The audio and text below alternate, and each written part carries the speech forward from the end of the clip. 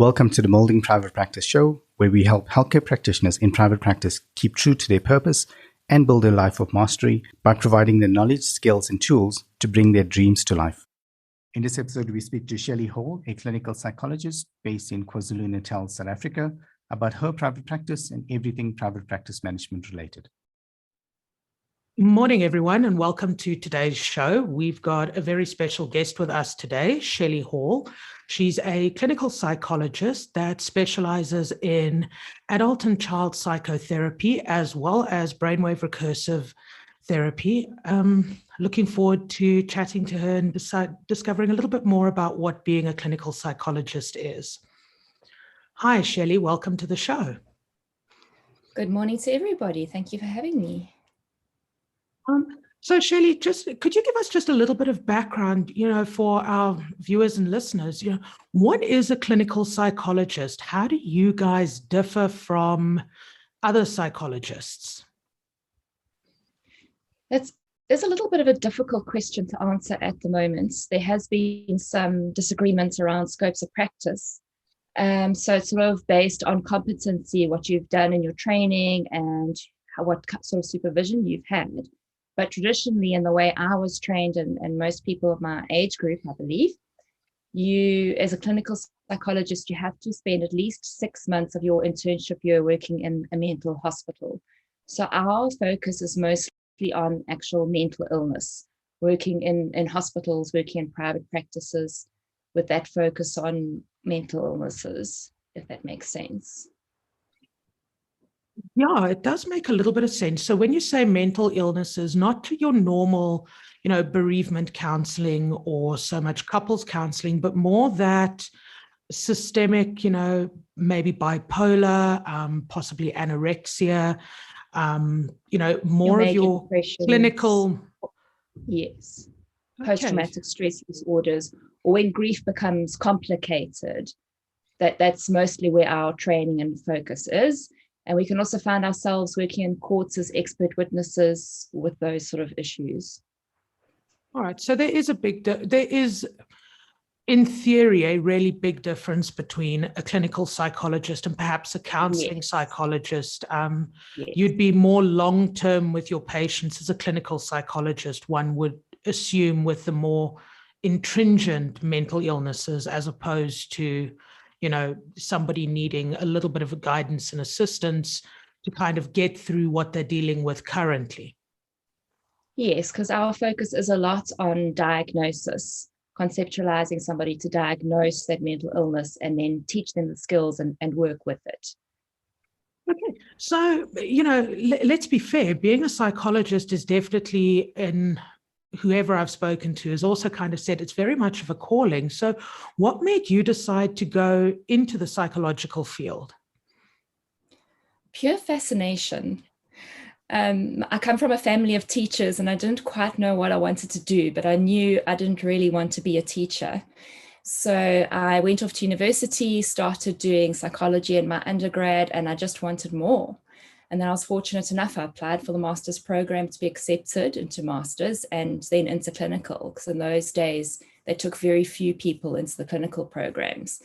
So it was just, a fascination that really, really grew, and it's definitely a passion.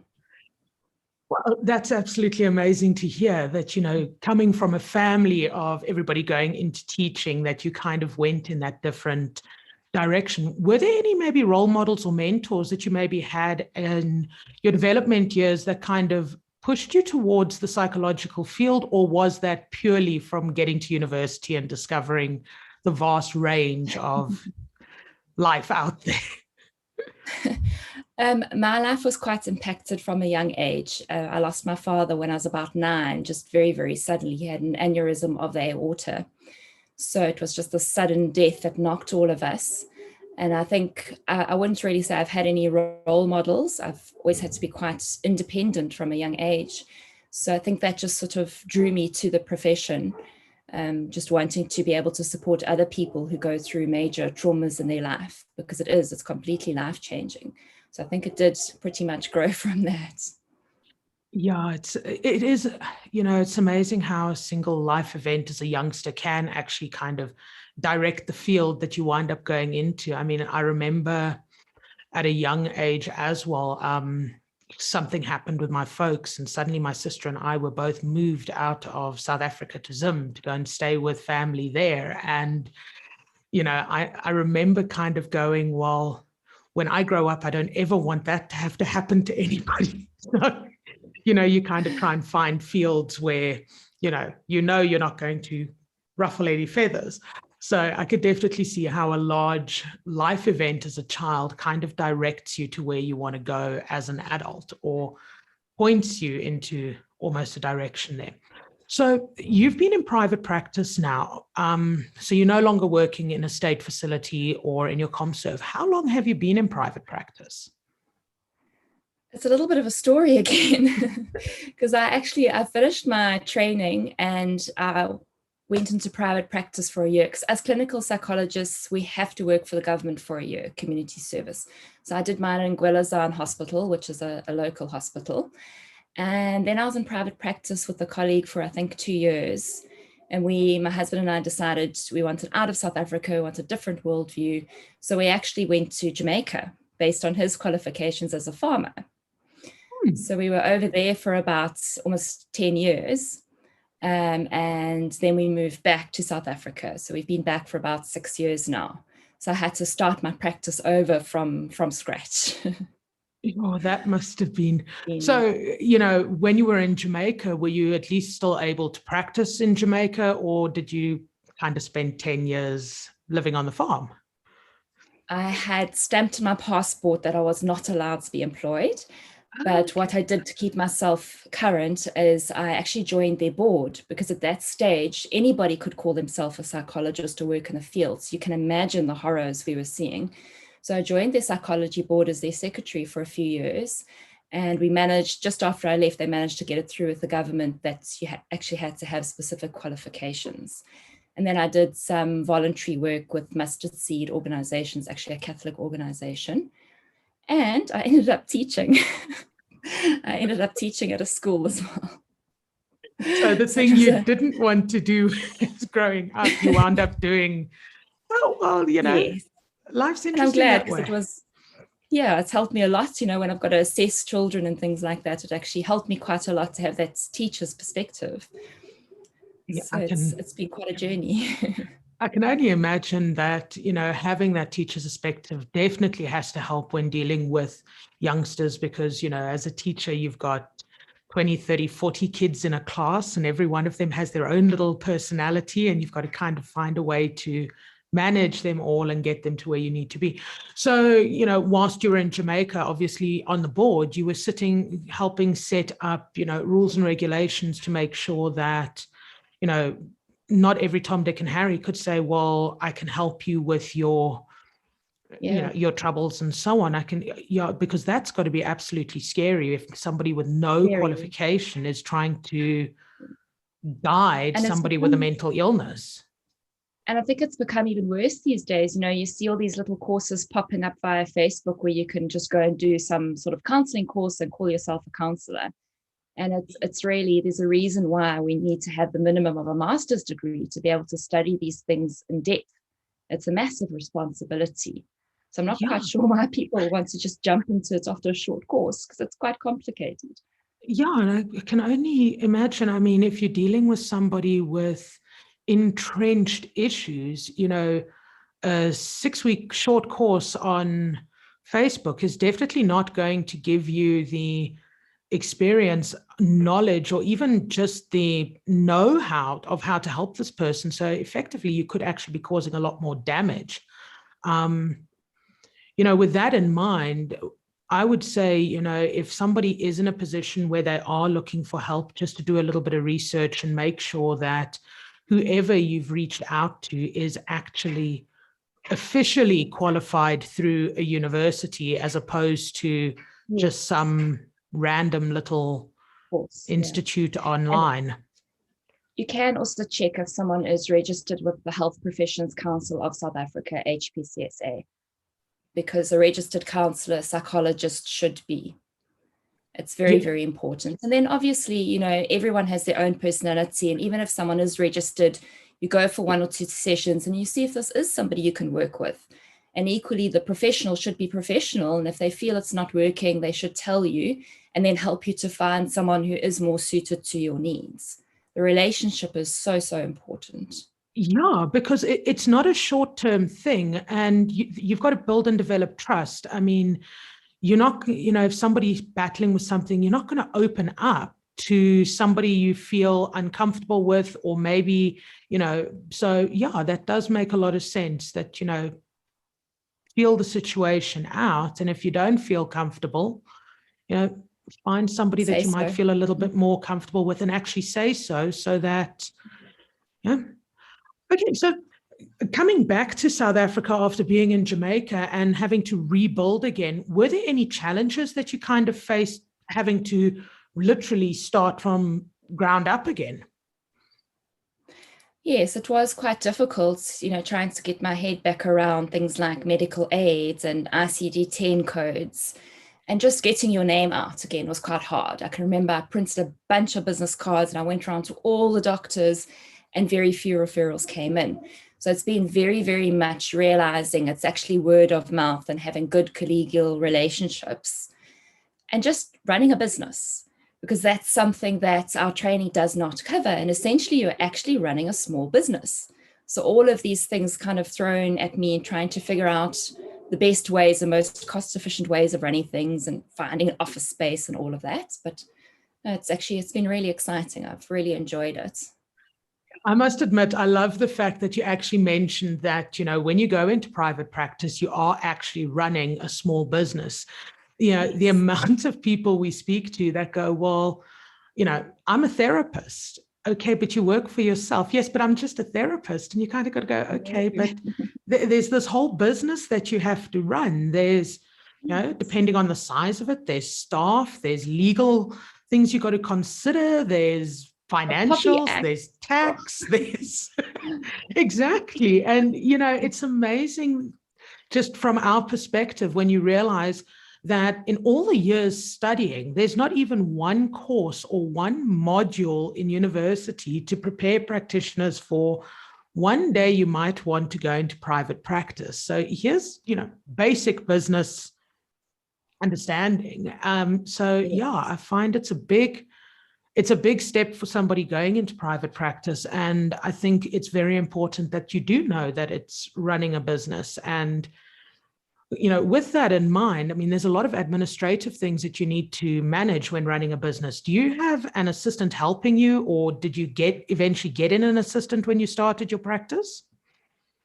Initially, I didn't. I did everything myself, which I think is very valuable because you really then learn and get to know your business from all aspects. So last year, I had somebody join me just before lockdown.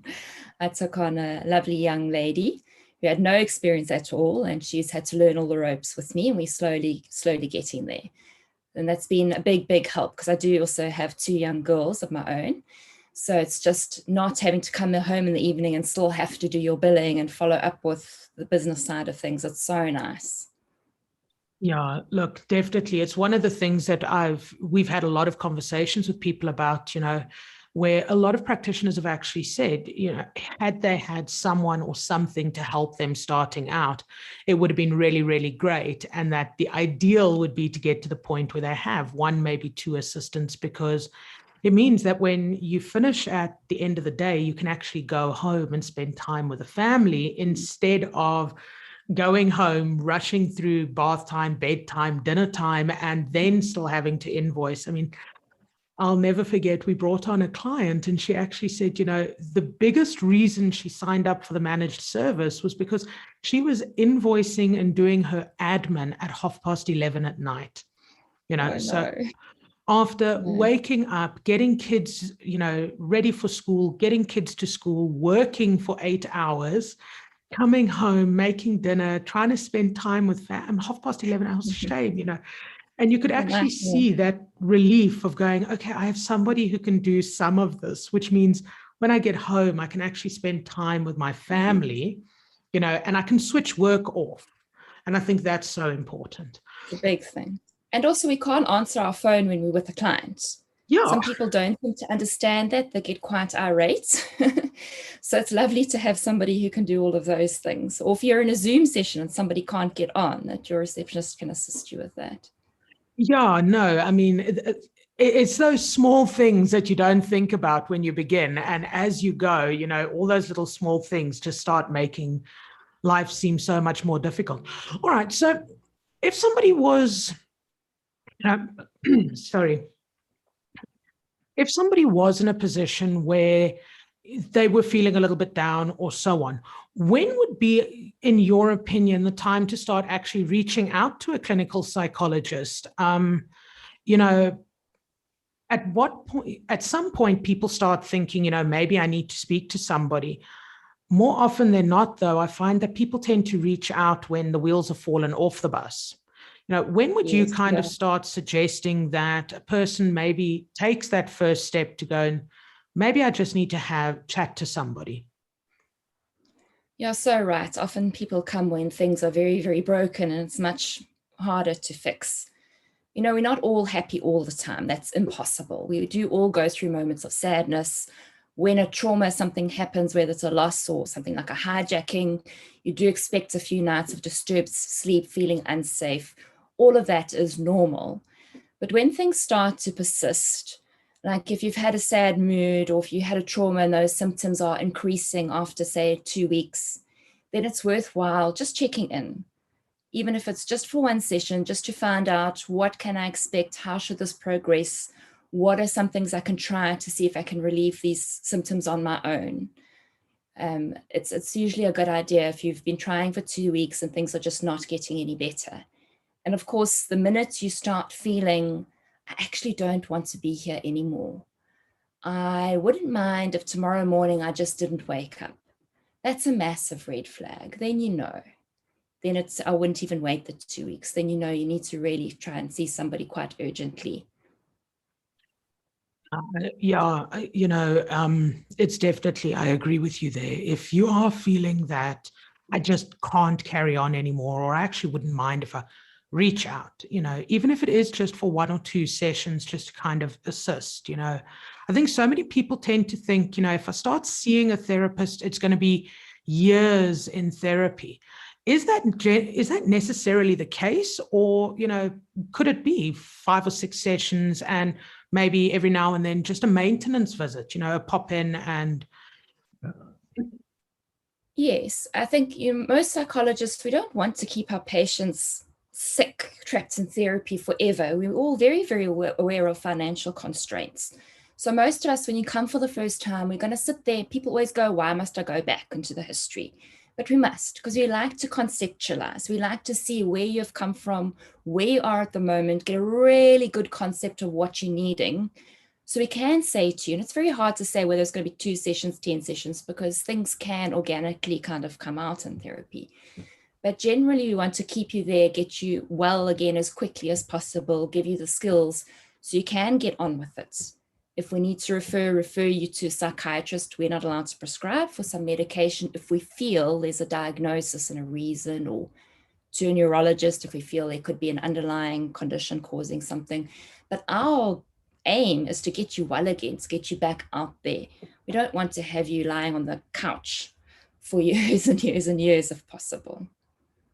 You know what, that is actually so refreshing to hear, because I think, you know, and let's be fair, media has definitely played a very big role in this. I mean, if you watch anything, person's been in therapy for 10 years kind of case. And it's nice to actually hear from a professional that that's not actually the aim. The aim is to get you back up on your feet and get you back out there. And, you know, yes, that time frame could differ. For some people, it could be a few sessions.